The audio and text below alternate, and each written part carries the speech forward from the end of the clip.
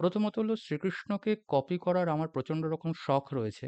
এরকমও কোনো কিছু তথ্য এই ভিডিওটার মধ্যে বা রিলসটার মধ্যে আমি কিন্তু বলিনি।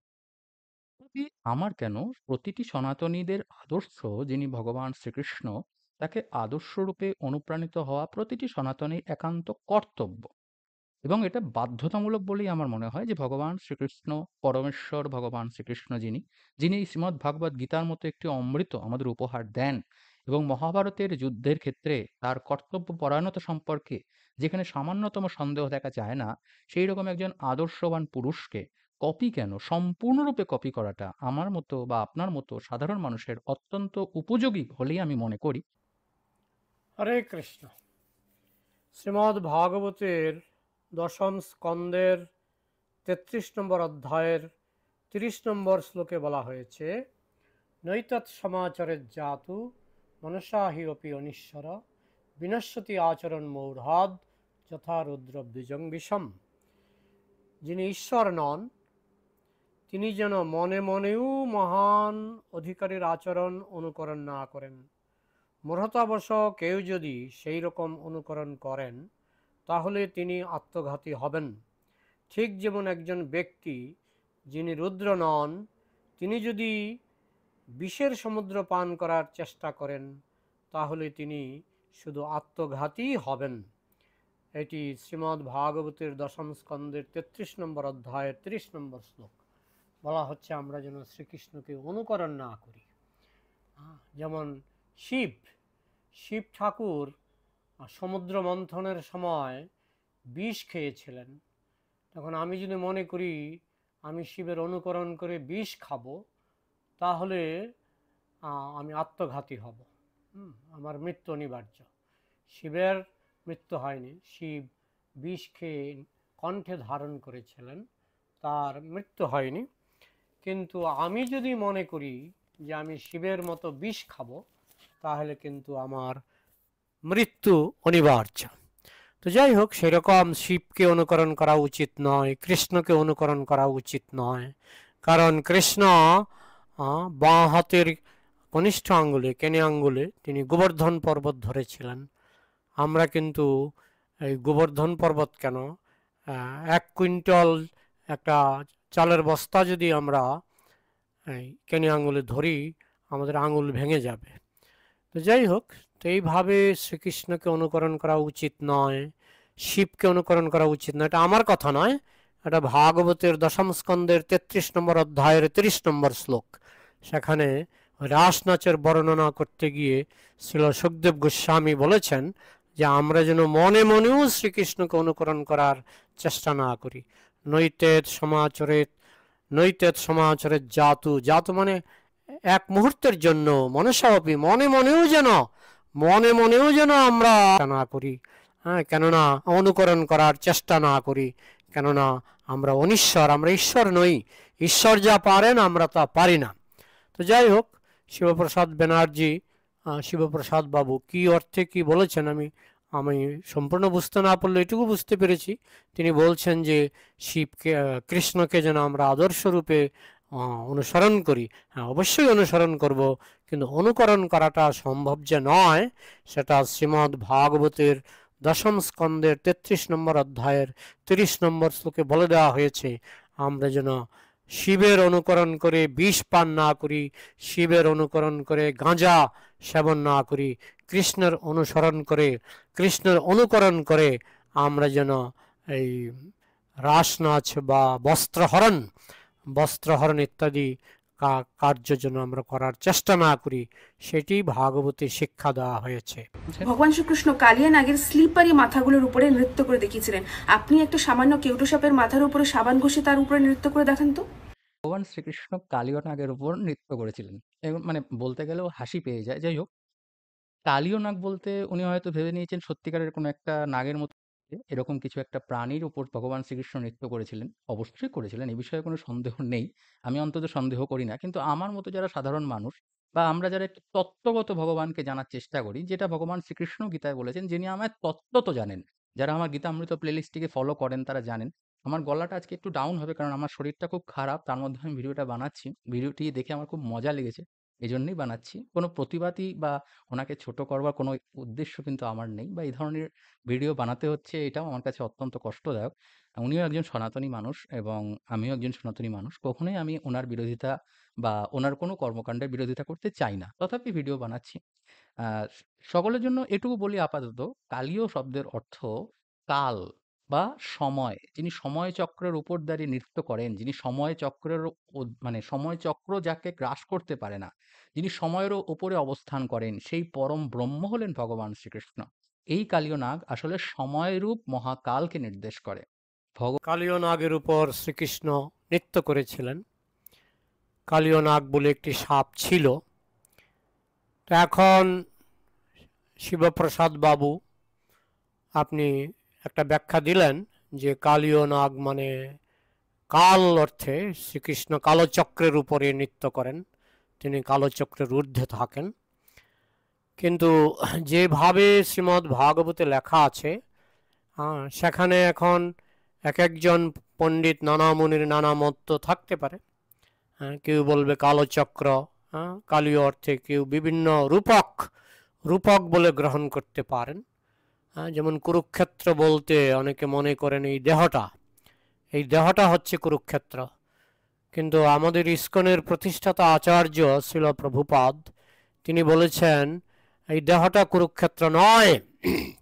কারণ কুরুক্ষেত্র বলে একটা স্টেশন এখনো আছে, রেল স্টেশন, এবং কুরুক্ষেত্রে যুদ্ধ হয়েছিল সেই জায়গাটা এখনো আছে।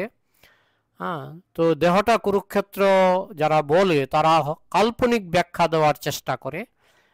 এই দেহটাকে কুরুক্ষেত্র বলে তারা কাল্পনিক ব্যাখ্যা দেওয়ার চেষ্টা করে।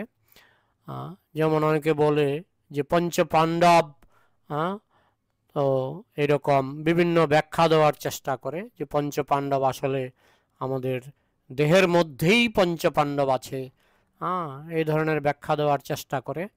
তো ইস্কনের প্রতিষ্ঠাতা আচার্য শ্রীল প্রভুপাদ এই সমস্ত ব্যাখ্যা মানেননি। তিনি বলছেন যে না, পঞ্চপাণ্ডব বলে যুধিষ্ঠির, ভীম, অর্জুন, নকুল, সহদেব এরা ঐতিহাসিক ব্যক্তিত্ব, এরা ছিলেন। এরা আমার দেহ হতে যাবে কেন, বা দেহের মধ্যে পঞ্চেন্দ্রিয়, 5টি ইন্দ্রিয় হতে যাবে কেন? এগুলি মন গড়া ব্যাখ্যা, কাল্পনিক ব্যাখ্যা। কুরুক্ষেত্রকে কেউ মনে করে দেহটা, পঞ্চপাণ্ডবকে কেউ মনে করে পঞ্চ ইন্দ্রিয়। তো এগুলি কাল্পনিক ব্যাখ্যা, মন গড়া ব্যাখ্যা।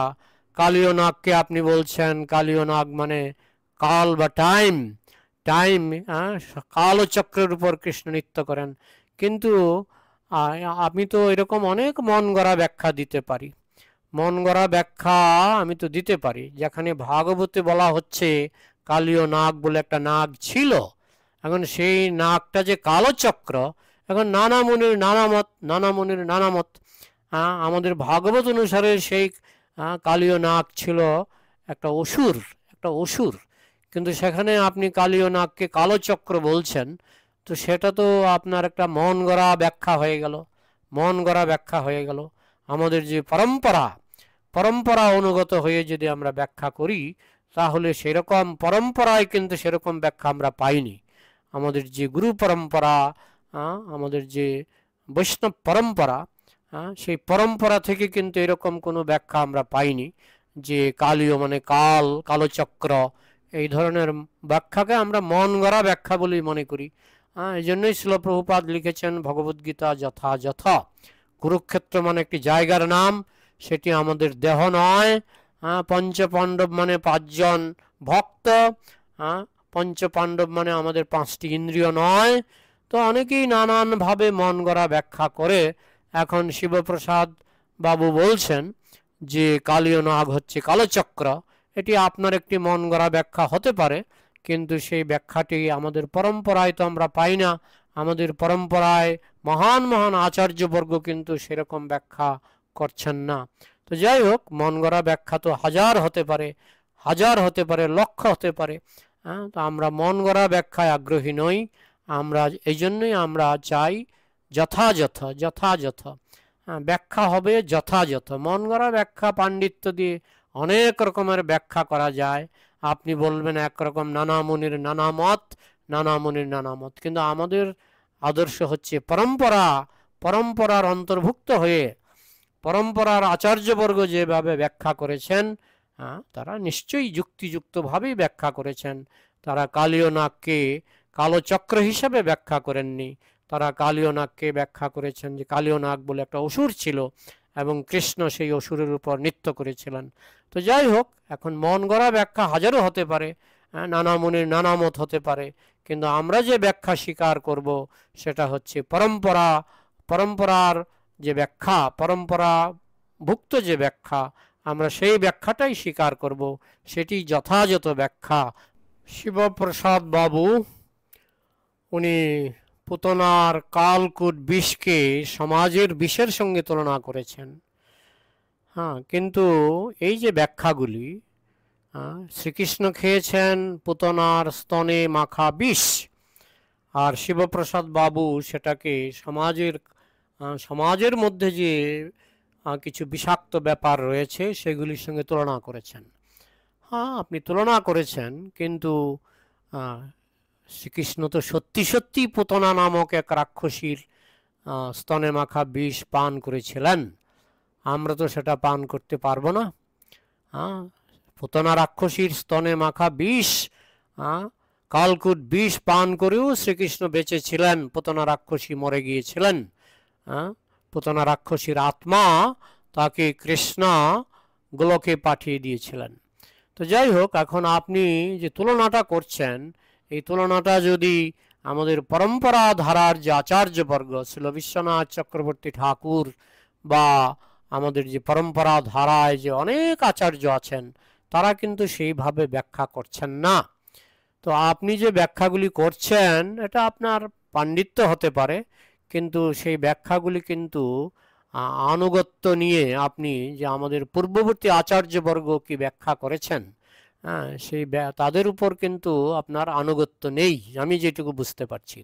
আপনি কিছু মন গড়া ব্যাখ্যা আপনি দিচ্ছেন, যে ব্যাখ্যাগুলি কিন্তু আপনি মন গড়া বলছেন, এগুলি তো পরম্পরাভুক্ত আচার্যবর্গ সেইভাবে ব্যাখ্যা করেননি।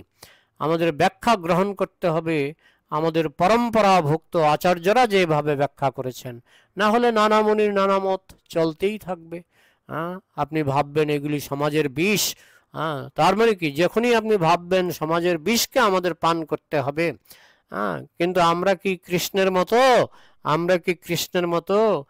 যে পুতনা রাক্ষসীর বিষ যেভাবে, পুতনা রাক্ষসীর স্তনে মাখা বিষ যেভাবে কৃষ্ণ পান করেছিলেন, আমরা তো সেটা পারি না। এখন আপনি সেটাকে একটা উপমা বলে মনে করছেন, আপনি ভাবছেন, জানি না, পুতনা রাক্ষসীকে যদি বিশ্বাসী করে থাকেন তাহলে সেটাকে আবার সমাজের বিষের সঙ্গে তুলনা, সেটাকে আপনি নিজে থেকে তুলনা করছেন, না আপনার যে কোনো পরম্পরা আছে, যে পরম্পরাভুক্তভাবে আপনি সেটা করছেন, না এটা আপনার উর্বর মস্তিষ্কের আবিষ্কার? আমরা চাই পরম্পরার অনুগত হয়ে পরম্পরাভুক্ত ব্যাখ্যা আমাদের গ্রহণ করতে হবে, না হলে নানা মুনির নানা মত, নানা মুনির নানা ব্যাখ্যা চলতেই থাকবে। আপনি 16,000 স্ত্রীর তাত্ত্বিক ব্যাখ্যা সম্পর্কে বললেন। ভগবান শ্রীকৃষ্ণের 16,108 জন পত্নী ছিল। এখন এই পত্নী 16,108 জন পত্নী শ্রীকৃষ্ণ বিবাহ করেছিলেন। এখন এটার একটা মন গড়া ব্যাখ্যা আপনি দিতে পারেন, নানা মুনির নানা মত, নানা মুনির নানা মত। এখন 100 জন লোক 100টা ব্যাখ্যা দেবে, মন গড়া ব্যাখ্যা। তারা বলবেন ওই 16,000 পত্নী মানে এই, 16,000 পত্নী মানে এই। অনেকে যেমন বলে কুরুক্ষেত্র মানে এই দেহটা, পঞ্চপাণ্ডব মানে 5টি ইন্দ্রিয়। এই ধরনের মন গড়া ব্যাখ্যা তো নানা মুনির নানা মত চলতেই থাকবে, মন গড়া ব্যাখ্যার কোনো শেষ নেই। কিন্তু আমাদের মন গড়া ব্যাখ্যার কোনো মূল্য নেই। ভগবান শ্রীকৃষ্ণ তিনি 16,108টি বিবাহ করেছিলেন, প্রত্যেকের নাম আমাদের গ্রন্থে আছে, তিনি যে সমস্ত রমণীদের বিবাহ করেছিলেন। তো এটাকে আমার আবার মন গড়া ব্যাখ্যা কেন দিতে হবে? পত্নী মানে এই, কুরুক্ষেত্র মানে এই, পঞ্চপাণ্ডব মানে এই, এই ধরনের মন গড়া ব্যাখ্যা কেন দিতে হবে? যা আছে তাই আমাদের মানতে হবে। পঞ্চপাণ্ডব মানে যুধিষ্ঠির, অর্জুন, নকুল, ভীম, সহদেব, পঞ্চপাণ্ডব। সেখানে আবার মন গড়া ব্যাখ্যা আমাদের দেওয়ার দরকার নেই। কুরুক্ষেত্র মানে একটি জায়গার নাম, সেখানে যারা বলে দেহটাই কুরুক্ষেত্র, এগুলি মন গড়া ব্যাখ্যা। এই জন্য শিল প্রভুপাদ লিখলেন ভগবদ্গীতা যথাযথ। তিনি শ্রীমদ্ ভাগবত যেভাবে ব্যাখ্যা করেছেন যে 16,108 জন রাজকন্যাকে শ্রীকৃষ্ণ বিবাহ করেছিলেন, এখন এগুলোর আবার তাত্ত্বিক ব্যাখ্যা, এখন মন গড়া হলেই তাত্ত্বিক হয়ে যায়, এটা আমরা অন্তত আমরা যারা যথাযথ ব্যাখ্যায় আগ্রহী, আমরা এইসব মন গড়া ব্যাখ্যাকে, কারণ নানা মুনির নানা মত, নানা মুনির নানা মত, একজন এসে বলবে 16,108 স্ত্রী, কৃষ্ণের 16,108 স্ত্রী মানে এই তার অর্থ, মন গড়া অর্থ একটা দিয়ে দেবে। তো এই জন্য আমরা অত তাত্ত্বিক, আপনারা যে বলছেন তাত্ত্বিক, আপনারা তাত্ত্বিক আর মন গড়া দুটোকে গুলিয়ে ফেলছেন। তাত্ত্বিক আর মন গড়া ব্যাখ্যাটা কি তাত্ত্বিক মনে করছেন?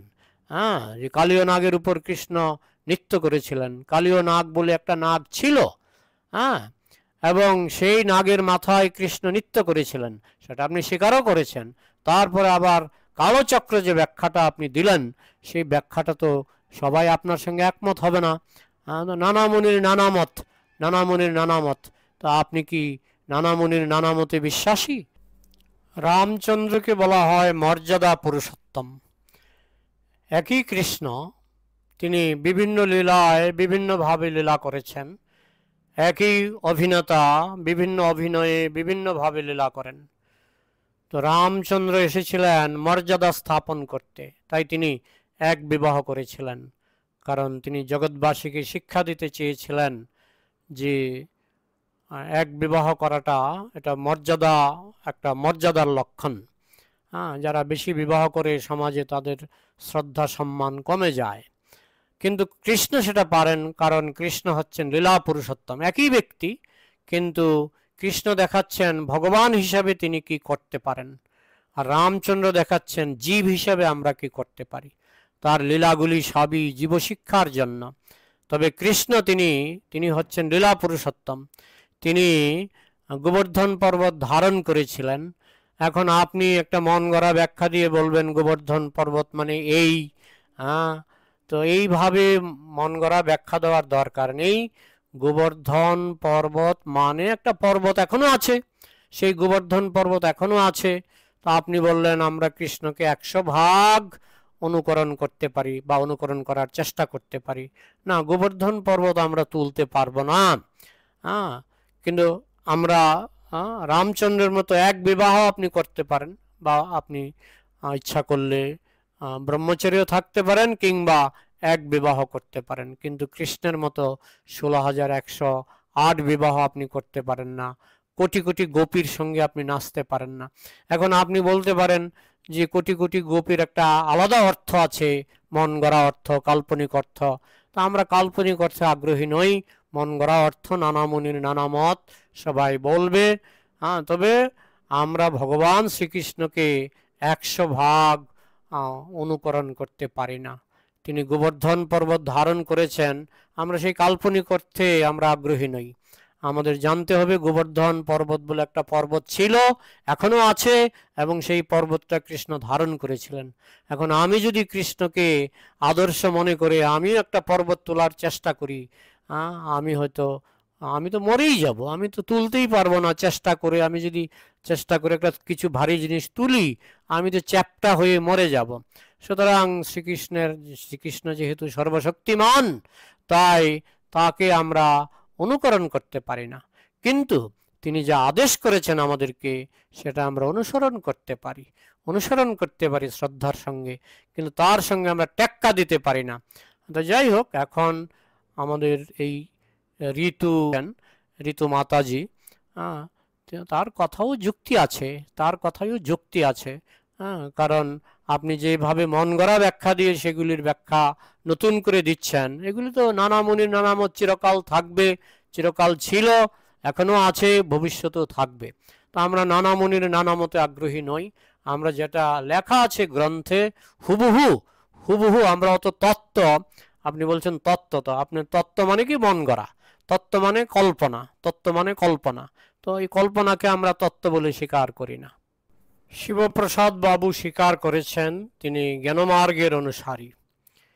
তো ভগবদ্গীতায় জ্ঞানমার্গ তারপরে ভক্তি মার্গ, বিভিন্ন মার্গ, অষ্টাঙ্গিক যোগমার্গ, বিভিন্ন মার্গের বর্ণনা করার পর ভগবান শ্রীকৃষ্ণ বলেছেন, যোগিনামপি সর্বেষাং মদ্গতেন অন্তরাত্মনা শ্রদ্ধাবান ভজতে য মাং সমে যুক্ততম মতা। তিনি বলছেন যে এত যে যোগীর কথা বললাম, জ্ঞানযোগী, ধ্যানযোগী, অষ্টাঙ্গ যোগী, ভক্তি যোগী, সমস্ত যোগীদের মধ্যে সর্বশ্রেষ্ঠ যোগী হচ্ছে সেইজন যেইজন সবসময় ভক্তি ভরে কৃষ্ণের চিন্তা করে, কৃষ্ণের ভজনা করে। শ্রদ্ধাবান ভজতে মানে ভক্তিযোগীকেই তিনি শ্রেষ্ঠ বলেছেন। তাই বলা হয় কৃষ্ণ হচ্ছেন ভক্ত বৎসল, তাকে জ্ঞানী বৎসল বলা হয়নি, যোগী বৎসল বলা হয়নি, তাকে সবসময় বলা হচ্ছে ভক্ত বৎসল।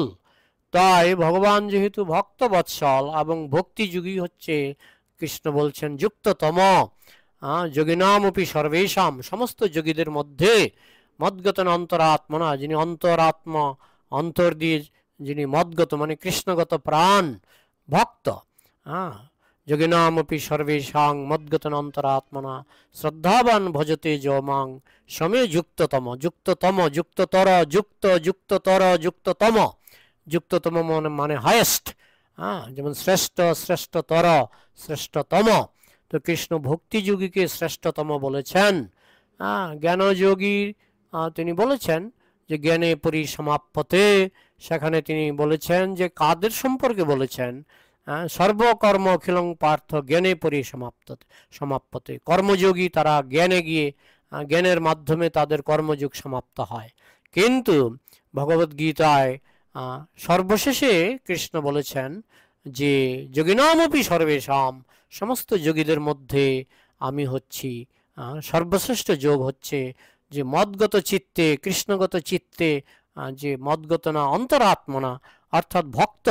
ভক্ত হচ্ছে সর্বশ্রেষ্ঠ, এটাই গীতার সিদ্ধান্ত। জ্ঞানযোগী, কর্মযোগী, কর্মযোগীর থেকে জ্ঞানযোগী শ্রেষ্ঠ, জ্ঞানযোগী থেকে ভক্তযোগী, ভক্তিযোগী শ্রেষ্ঠ। তো এটাই হচ্ছে গীতার সিদ্ধান্ত। তাই কৃষ্ণকে বলা হয় ভক্ত বৎসল। ভজ ভকত বৎসল শ্রী গৌর হরি। কৃষ্ণ ভক্ত বৎসল।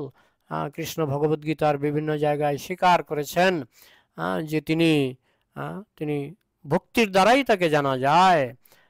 তো এইভাবে কৃষ্ণকে জ্ঞানী বৎসল বা যোগী বৎসল এইসব বলা হয়নি, তাকে বলা হচ্ছে ভক্ত বৎসল।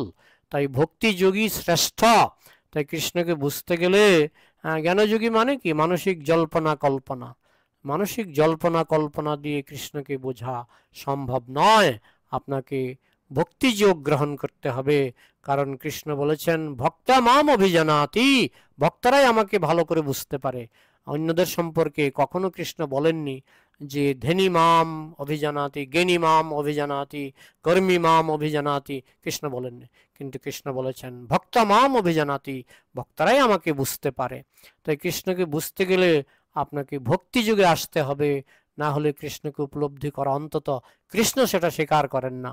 কৃষ্ণ বলেই দিয়েছেন ভক্তা মাম অভিজানাতি, ভক্তা তু অনন্যয়া শক্য অহম এবং বিধর্জন জ্ঞেতুম দ্রষ্টুম চ তত্ত্বেন তত্ত্বত। আপনি তত্ত্বের কথা বললেন, বলছি ভক্তরাই আমাকে তত্ত্বত বুঝতে পারে। তো বিভিন্ন শ্লোকে কৃষ্ণ বলেছেন ভক্তা মাম অভিজানাতি, ভক্তরাই আমাকে জানতে পারে।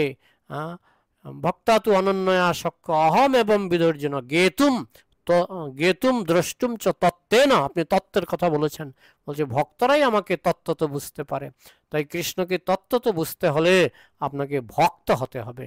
জ্ঞানযোগ দিয়ে কৃষ্ণকে আপনি 16 আনা ভক্তও কৃষ্ণকে বুঝতে পারে না। কিন্তু কর্মযোগের তুলনায় জ্ঞানযোগ শ্রেষ্ঠ, জ্ঞানযোগের তুলনায় ভক্তিযোগ শ্রেষ্ঠ, সেটা শিবপ্রসাদ বাবুকে বুঝতে হবে।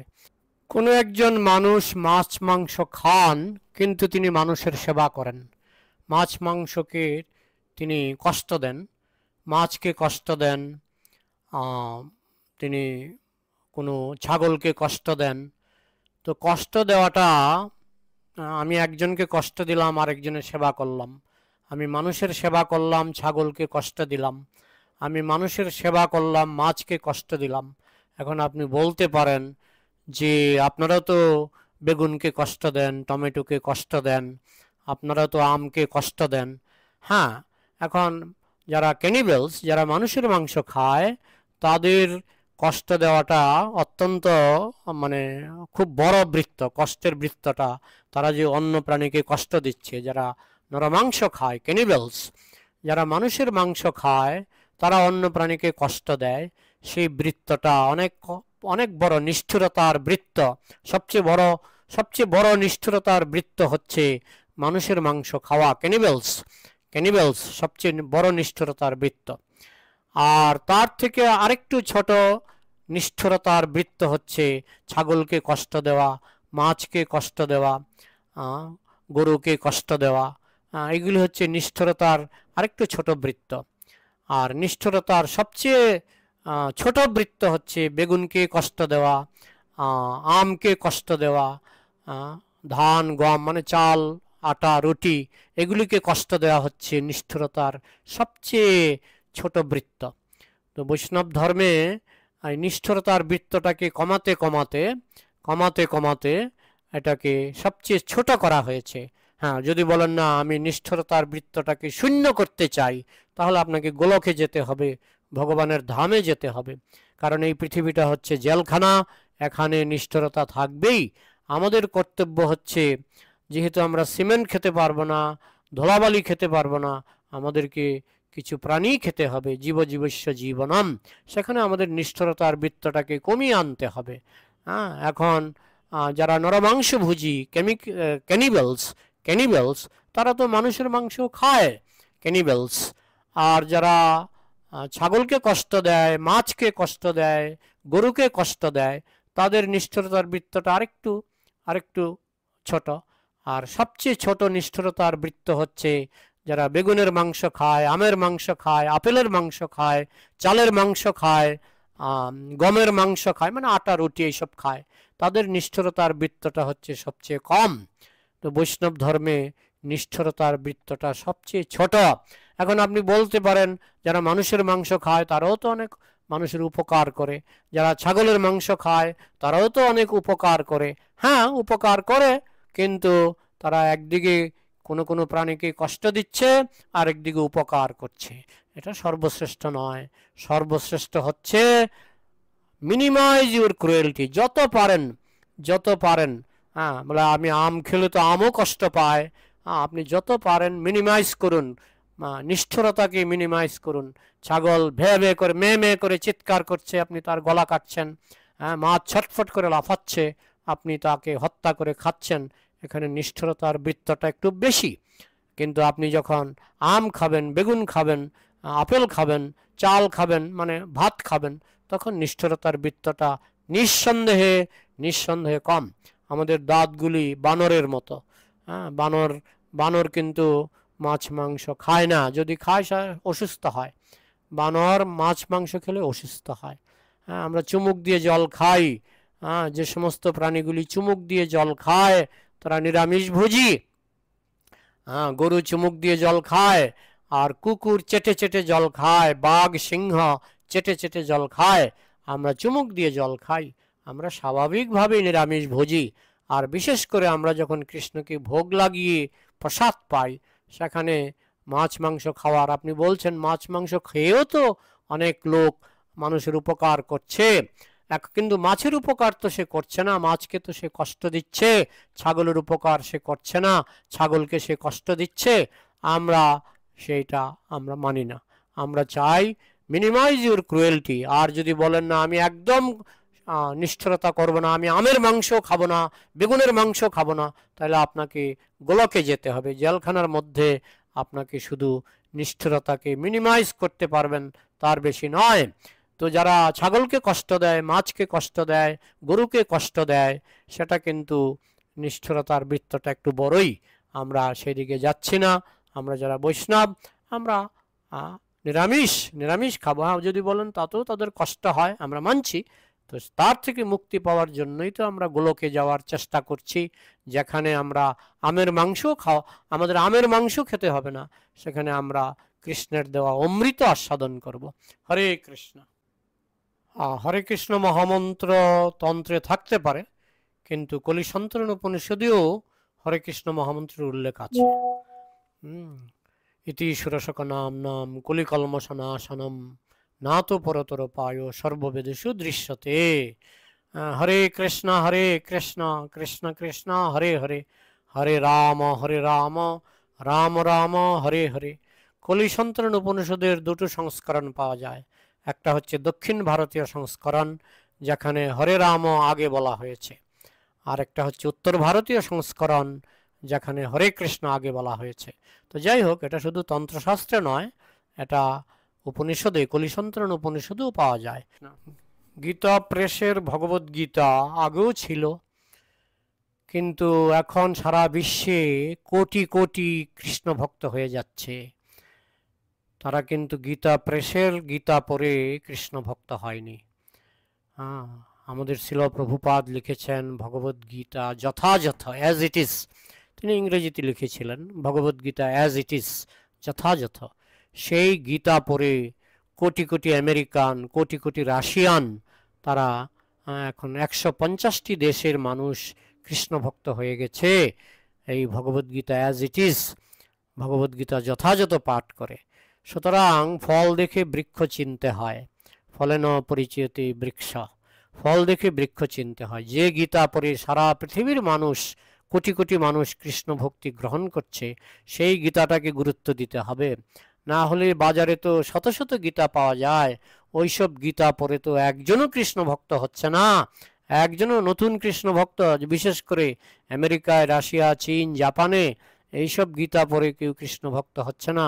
ইংরাজি গীতাও অনেক বেরিয়েছে, অনেক বেরিয়েছে। প্রভুপাদ যখন আমেরিকায় গিয়েছিলেন তখন 500 গীতা আমেরিকা ইংরেজি ভাষায় ছিল। সেই সব গীতা পড়ে একজনও কৃষ্ণ ভক্ত হয়নি।